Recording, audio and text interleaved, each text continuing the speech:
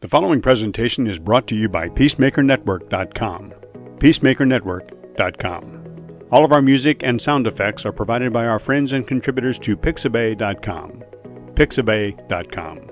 The views and opinions expressed in this presentation are solely those of the individuals interviewed or participating and do not represent those of Charlie Crimebuster nor Peacemaker Network.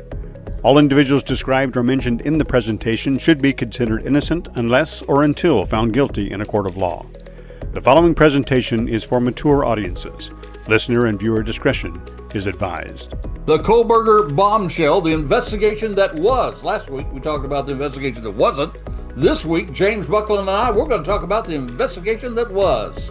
And what an investigation it was. Yeah, it was actually, it was an amazing, I mean, they closed the door on that site and they guarded it well. Yes, they did. No doubt about that. No doubt about that. Well, your title of your podcast this past week was The Investigation That Was, but also we found out that there was a bombshell in this case. Bombshell for sure. Yeah. Yeah. You know, well, I think the whole world was just ready, especially our crime junkie friends out there. That's right. We got bunches of them. You know, you can just see everybody talking. We're getting ready for the Kohberger trial, you know. That's right. And it was called the trial of a century. Yep. But you know what a lot of people really don't realize, we get to see a lot of these trials that really come to high profile, but we don't see the hundreds and hundreds and hundreds of thousands of trials and legal maneuvering that happens every day in this country. And it's really not that uncommon for you to get ready to go to trial and then end up not going to trial. The problem was this was such a high profile case that it really just impacted people. But I was shocked. I mean, I was thinking that we at Charlie Crimebuster, we were going to be able to cover several weeks of trial just like we did Karen Reed. Right. But suddenly this guy gets cold feet, and I guess he decides he'd rather live than face the death penalty, and he pleads guilty. Yeah. Well, what's unusual about this plea? Well, you know what's unusual about this is that not only did he decide to plead guilty, but he also gave up his rights for appeal. Because you know that in death penalty cases, particularly, people think, well, they're going to go ahead. He's guilty. They're going to execute him. But it's years and years and years. And in Idaho, by the way, it is a long, long time.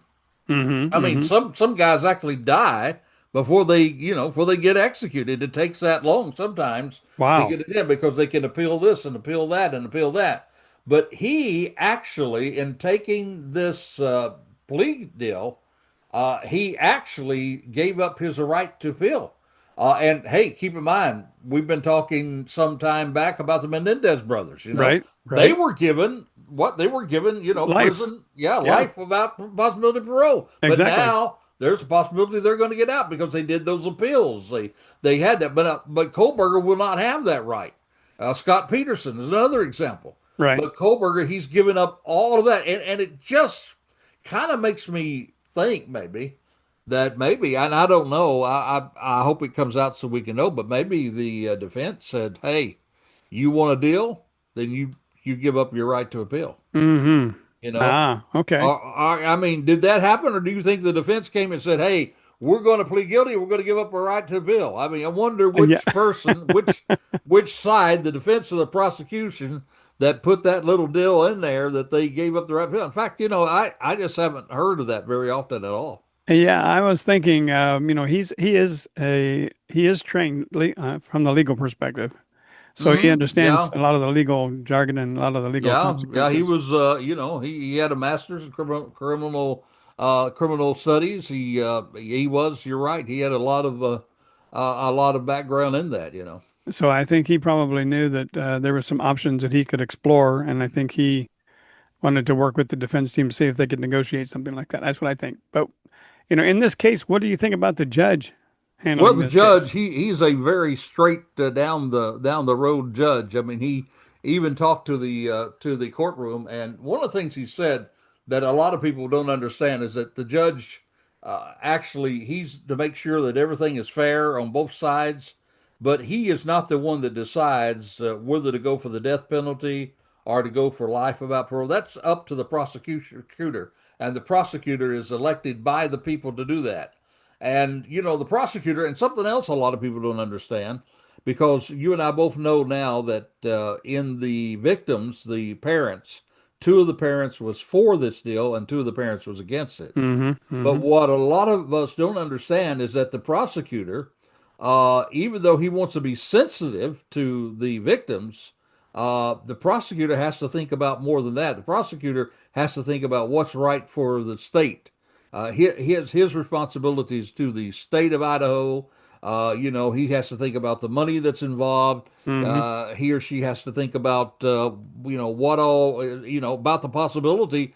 Hey, a lot of people, when they took this thing to trial with Karen Reed, they thought for sure she was going to be convicted, They did. but she walked out free. She walked out free. And in the same way, there was that possibility. So the prosecutor has to think of all those different things, and plus the prosecutor, I think they know this, James, that there's really, if you were one of those parents of one of those precious, precious college students that was killed, none of this is going to give you closure. No, You know, no, if they executed him, it would not give you closure. no, It would no. not bring him back. It does not If bring the if child if back. they if No. they put him in prison the rest of his life, they still, Yep.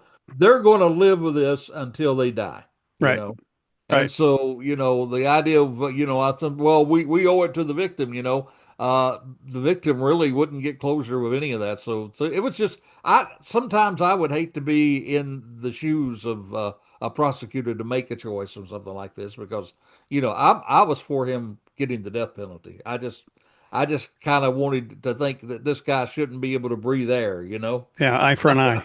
Yeah, that was my thought of it. But Yeah. anyhow, the judge, I think the judge made that very plain. Now, something else about this judge, though, I want to say, and this is something we will be talking before we're through today about how good this investigation was, and how it was investigation so much better than what happened with Karen Reed, and there's really no comparison, and it was the investigation it was. But something has really happened that has me concerned, and it had this judge concerned too, because he made some pretty strong statements about it.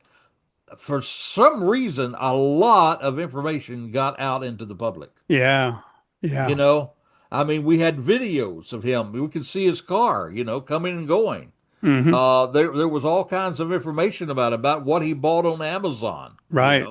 and what he Yeah. didn't buy, what he tried to buy. All those things, and we know now, that he stalked these victims, Mm-hmm. 23 times. 23 times they Yeah. were able to tie his vehicle to a cell tower near that house. 23 times in just a matter of weeks. So he Yeah. stalked these folks. But Yeah. we didn't know that, when we were following this case. We didn't know all that. So because the police department, law enforcement had held that so tight to them, even Right. though they knew some of that information, they were not releasing it. So the question is, how did Dateline and all of these news organizations get that information? The judge, I know, this judge we're talking about is furious about it, and I Yeah. don't know that that's over. I think he's going to try to find out, if somebody did something illegal in Mm-hmm. getting that information. Now, it's different here in Florida, where you and I are from. If you remember the Casey Anthony case, Right. Right. man, every week we had all kinds. We could listen to the jailhouse recording of Casey Anthony's visits. Yep. I That's mean, right. that very week they visit that day. We had recordings on the air Right. right then, before the trial or anything else, because this is called the Sunshine State, right? Uh-huh. And Uh-huh. we have laws that we as a public have the right to certain information. Exactly. But I'm not sure about Idaho. I'm not sure if there's any laws there, or that they have to release that or not. But didn't you think that was interesting that they did so good? The law enforcement did so. I'm of the mind that this was released not by law enforcement, but maybe by somebody in the prosecution, or Yeah. Yeah. That's somebody what I'm there. I, thinking. I, I Yep. don't know. I mean, we don't know. And the judge doesn't know. And talking about, you asked me about the judge, I do know that he is really furious about this. And, Mm-hmm. I Mm-hmm. think, I think that we might yet have some more information coming down the pike about how that information got out. Because I mean, you want to try to get a jury that's not tainted, Mm-hmm. and then you got all that information out there. It would be difficult for them to select a jury. Well, do you think it could have come from the defense team, maybe? And speaking I of the would, defense team, I what would, do you I think of wouldn't, this? I wouldn't think so because the information wasn't very helpful to their client. It was all the information was, boy, we got this guy. Yeah, yeah, Yeah. yeah. But what do you think about the defense team now I that we're thought talking I about? thought I thought he was very very fortunate. He did not. We do know that Karen Reed had a great attorney, no doubt about that. A great attorney team. There are other high profile people that pay a lot of money and they get a lot of attorneys. The thing about this was so interesting was that my understanding that this was basically a public defender role. In other words, the judge selected an attorney and Hmm. provided it for him. And I think he was very, very fortunate because this attorney that he had, they had a number of attorneys working. They had a team of associates that were involved in it, Right. and they really tried everything they could. I mean, they were filing this motion and that motion and this motion and that motion. She was saying it was really interesting. Well, I don't have enough time to go through discovery and all this. I mean, she really did fight for him. There's no doubt in my mind about that. But everything that they threw up against the wall, it just didn't stick. It I didn't mean, the stick. Yeah. judge was turning down all of just about all of the things that they asked. Yeah. Yeah. Well, speaking of Brian Kohberger, what do you think triggered him? Well, it's interesting when you pick up the information and things we know now that we didn't know then. One of the things we know is that right before this, he was a teacher's assistant. He was involved in teaching and grading papers and this sort of thing, and things weren't going really well for him Right. because they had actually brought him in on the carpet, and the faculty had, and was talking to him about how he wasn't really coming across well to people. Obviously, they weren't very happy, very impressed with him. And keep in mind that a lot of people believe that one of the triggers for people like this is being rejected. That Hmm. Right. Brian he could not get these beautiful women that unfortunately he murdered. So if he could not get them, then that would trigger him, into this rage. And so now he was doing something that he thought he was really special in being able to teach there, and they were taking that away from him. In fact, they fired him from that, or they replaced him from that. And so I think that was probably one of the triggers that got him there. The other thing was that as much as he tried to fit in there at the Washington College in Pullman, as much as he tried to fit in, he just could not fit in. There was always something a little weird about him. Right. And I think that all of that going into line, and if you look at serial killers, and I believe he is a serial killer, I believe he would be a much worse serial killer if he wasn't caught. Hmm. Hmm. I believe that there were certain triggers that brought him to that point. I think he was building up to this hunt and to this murder. Okay, Charlie, we're going to take a short break. We'll be right back right after this message.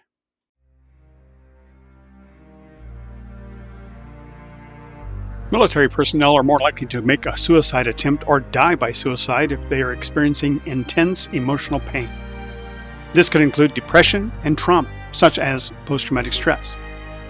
Risk for suicide increases when military personnel experience both depression and post-traumatic stress together. They experience things like hopelessness or perceived burdensomeness, self-hatred, unbearability, guilt, and even some disconnectedness. They'll say things like this: things will never going to change. It's always going to be the same. Or, you all would be better off without me. Or comments like this: I'm worthless and there's nothing good about me. Or even, this is terrible, I just can't take it anymore. Or, it's all my fault. And then this one: no one values me or cares about me. You see that last one? No one values me or cares about me. This is what Peacemaker Network is all about. We do care.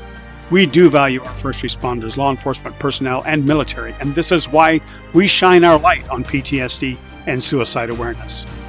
We need our heroes healthy, physically, mentally, emotionally, and spiritually.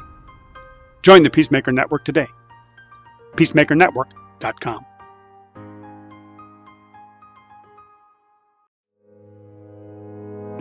Here at Charlie Crimebuster, we welcome comments, suggestions, opinions, and whether you agree or disagree with our view on a topic, we still want to hear from you.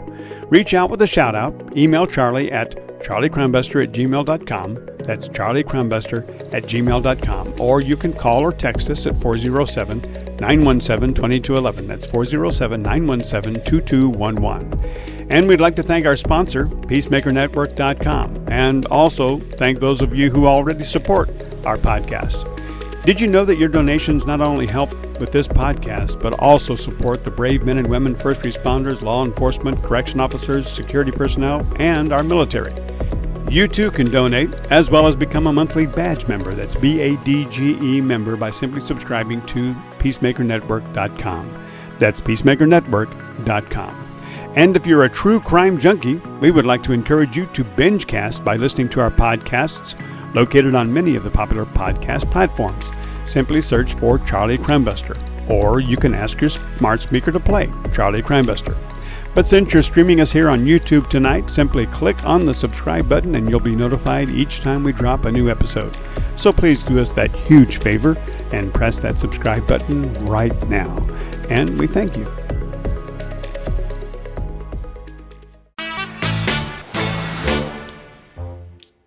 Well, the Crazy Crook story, these guys are such idiots, you know. How many times over and over again we say, you leave a digital footprint.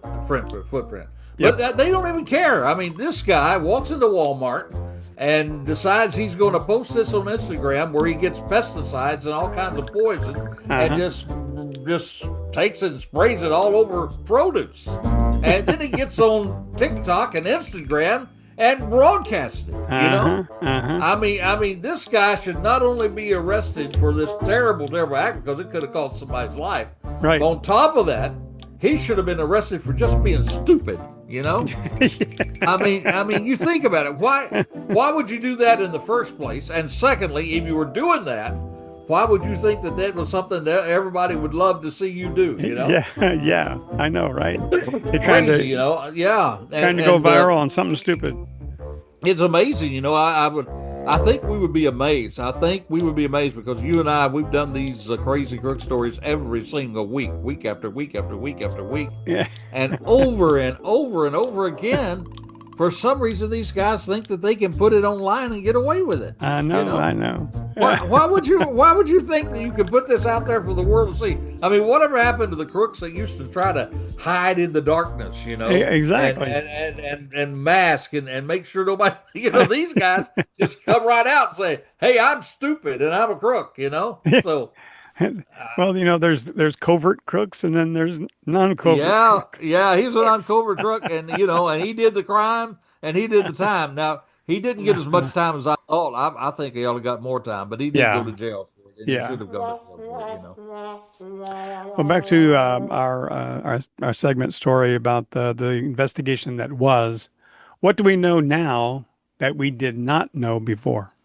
Well, there's several things we know. We know, first of all, we know that we know a little bit about his background. We know that he didn't fit in real well. We know that he had an extensive background in criminology. Right. You know, that he had written papers about Ted Bundy, and he had written all kinds of papers about serial killers. He had all of this research going for him. We know now his shopping habits on Amazon. You know, we know that he bought a knife, a K-bar knife on Amazon. We know that he bought that knife sheath that was left there.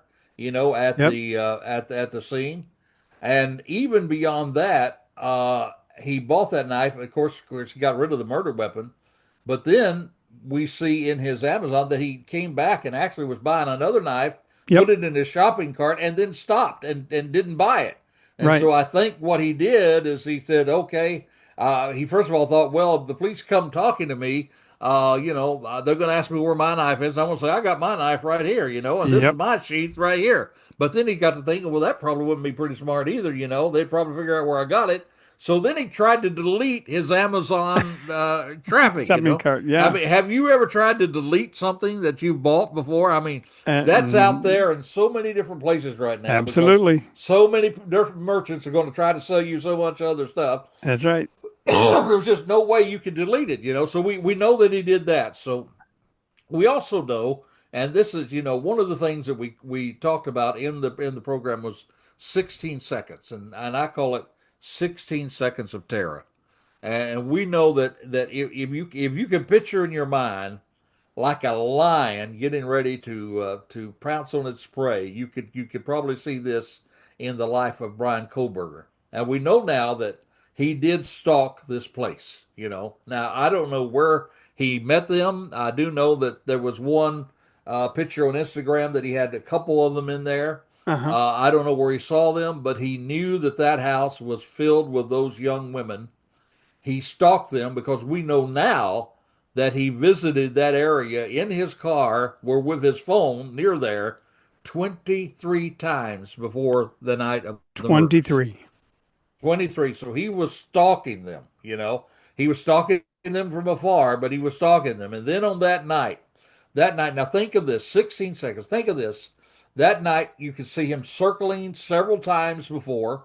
And then if you think about a lion circling his prey, that's what you could see.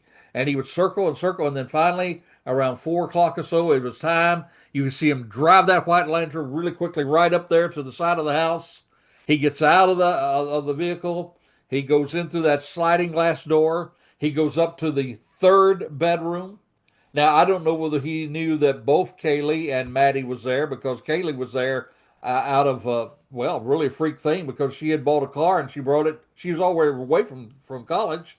She brought it to show her friend, Maddie, Right. Kaylee, Kaylee did. So I don't know if he knew where both of them were in there or not. He was surprised, but he went up to that third bedroom and that's where he did his killing.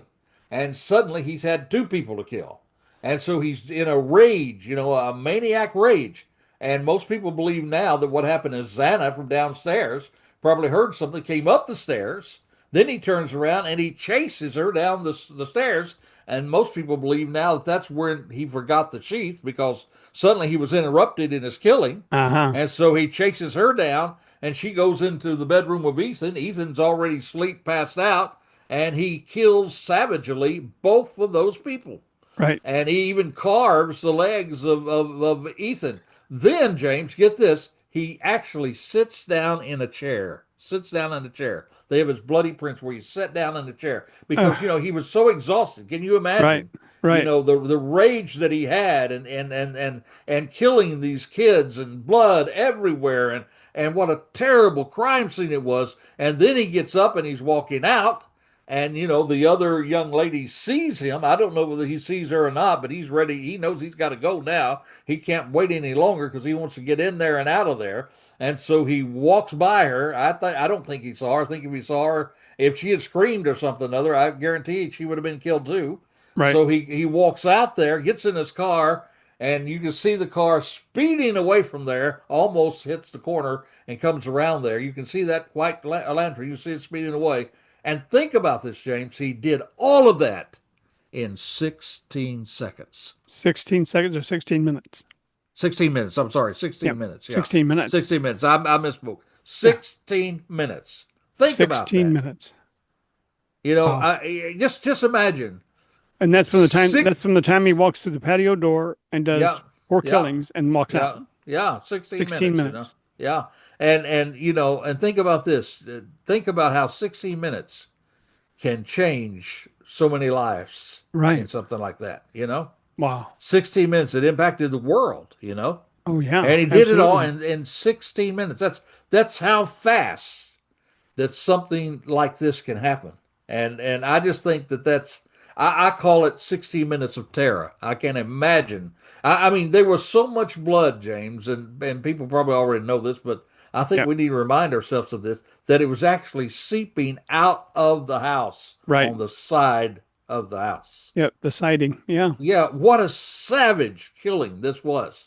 And we know all that. We didn't know all of that, then, but these things have come out through affidavits that they've done for warrants that are it is public, public knowledge.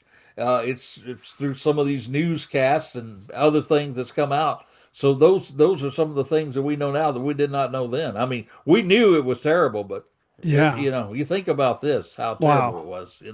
Yeah. Wow. Well, what about this investigation that was compared to Karen Reed that was not?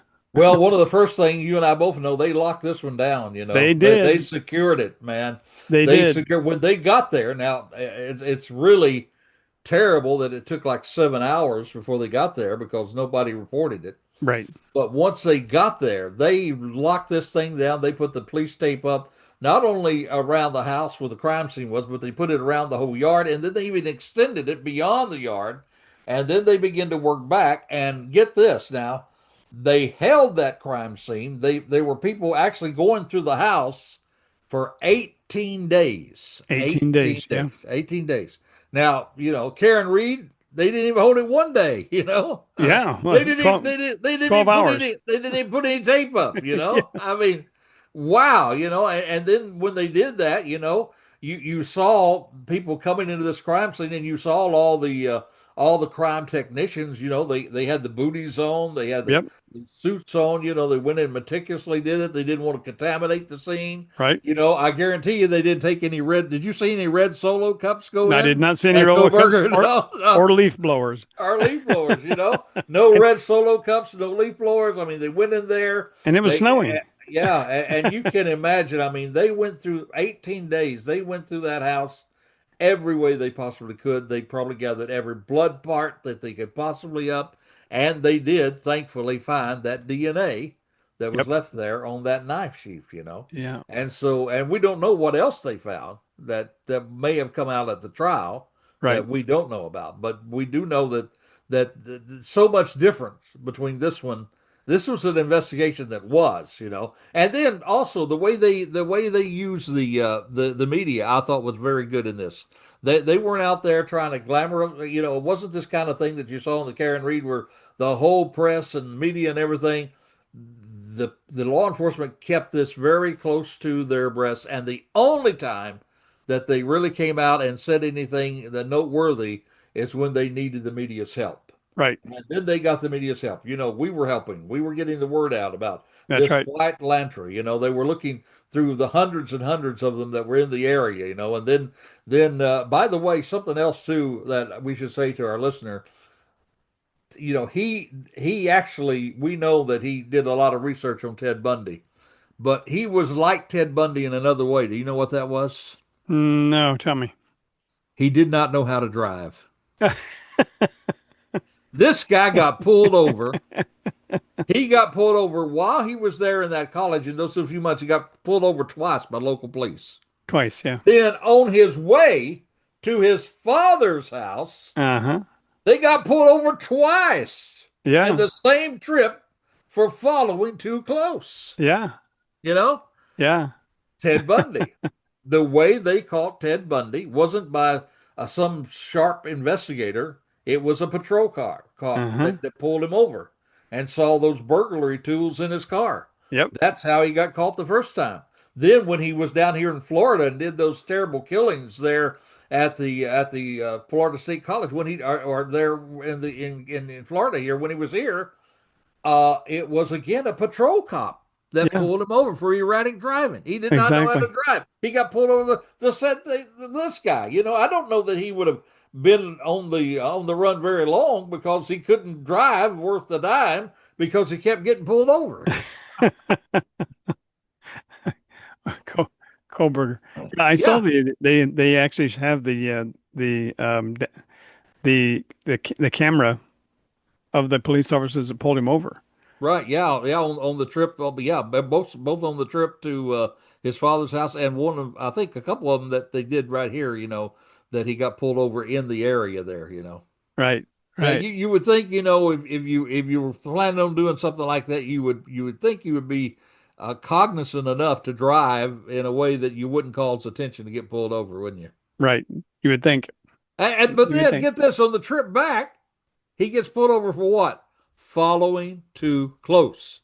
He gets pulled Following over a too second time for following following too too close. close. Now, if I'm driving down the interstate and I do get pulled over following too close, I don't think I'm going to just pull that out and do it again, you know? You're right. You think at least let a day go before you At do it. least a day, you know. Yeah, yeah, yeah, yeah, man. But those, this investigation picked up all of that. They did use the press in a very good way, and it was a good relationship with the press. Right. With Karen Reed, man, it was war. You were on one side or the other. With this one, it was everybody working together. They used the FBI and they used the state police. But by the way, I thought it was really interesting that the FBI was involved in both of these cases. You're right. But in Karen Reed, the FBI was investigating the investigation. Exactly. But in this one, the FBI was working with the investigators. Exactly. Right. So it was an investigation that was. It was, I think it was, we talked about Karen Reed's investigation would be a good model to teach law enforcement. Well, this one would be a good model to teach law enforcement too. Oh, Karen absolutely. Reed, how not to do it. This Yep. one, how to do it. In How to fact, do it it. was so buttoned up that the defense knew that there's no way they're going to prevail. And then Kohberger himself, I think, knew there's no way he'd prevail. So he said, "Hey, man, at least let's save my life and plead guilty and have a life in the pen." Yep. Yep. Well, what do you think we will know now, what we did not know about what he did with the knife? Well, I don't think we're going to know. Unfortunately, these plea deals are not, they cannot force a guy to say those things. It's not included in it. And I know what he did with it. I know that, they actually traced his phone a day afterwards, that same day after, I think, right close to that time. He took a long trip about 40, 50 miles away. And we don't really know where he went. We know the area that he went.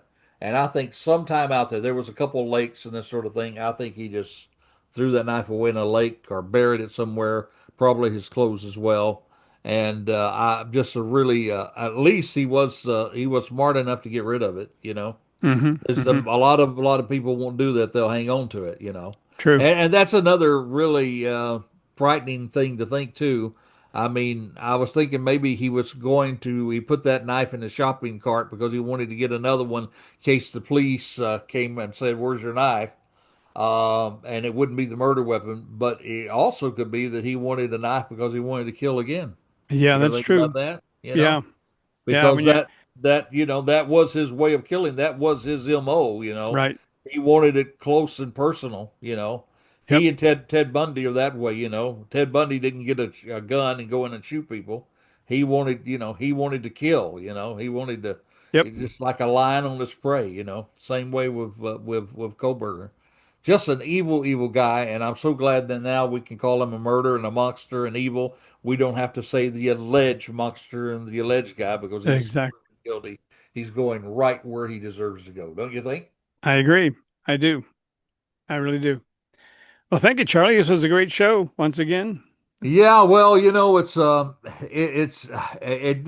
really does give me it makes me feel really bad for these parents, us going back to relive this again. Yeah. It makes me think of these kids had everything to live for, vivacious, beautiful Hmm. young people who Yeah. who applied themselves. They were good students. They had Right. the future ahead of them. And it's just sad. One thing I think it could say to our listeners is you just got to be careful and not let your guard down. It's true. I mean, this was a town that hadn't had a murder in 5 years or more. Yep. People left their door open that night. They probably left the door open every night. Hmm. Hmm. They were just relaxed in those areas, and you just got to be careful. You don't want to get so paranoid that you don't live life, but you do need to be aware of your surroundings and practice a little safety. Right. Right. You know. They did destroy the home, didn't they? Yep, destroyed the home, took it. All Who the way else? down. Yeah, yeah. Who would want to live there after that? Exactly. And I mean, it was a home where people just would come and go. Sure. And it was really wide open. I mean, it was a very soft target for any Hmm. any serial killer like this. Right. It would have been a soft target, and that's the thing you have to realize, is that it doesn't hurt to lock your doors at night, right? Nope, it doesn't No hurt. matter no matter where you live. No matter where you live. Yeah, and to get a burglar alarm, get cameras. I got cameras all over my house, and I might get broke into, but I'm gonna know who did it. That's right. Same here. Same All here. right, buddy. So until next time, this is Charlie Crimebuster reminding you: stay safe, stay alert. Yep, for the life you save, it could be your very own. You have been listening to Charlie Crimebuster. You can find additional information and podcasts at charliecrimebuster.com. We would like to thank our sponsor, the Peacemaker Network, and also encourage you to support the first responders, military, and law enforcement personnel by contributing to the Peacemaker Network. That's peacemakernetwork.com. All music and sound effects are courtesy of pixabay.com. That's pixabay.com. You can also support us by subscribing to our YouTube channel, tag @CharlieCrimebuster, and then click the subscribe button. By doing so, you'll be notified each time we drop one of our shows. Another more convenient way for you to listen to our podcasts, or for you to say to your smart speaker, play Charlie Crimebuster. If you have comments or suggestions, we would love to hear from you, so please send them to charliecrimebuster@gmail.com. That's charliecrimebuster@gmail.com, or you can call or text us at 407-917-2211. That's 407-917-2211. Thank you for listening, and we hope that you will join us again for another exciting crime episode with Charlie Crimebuster.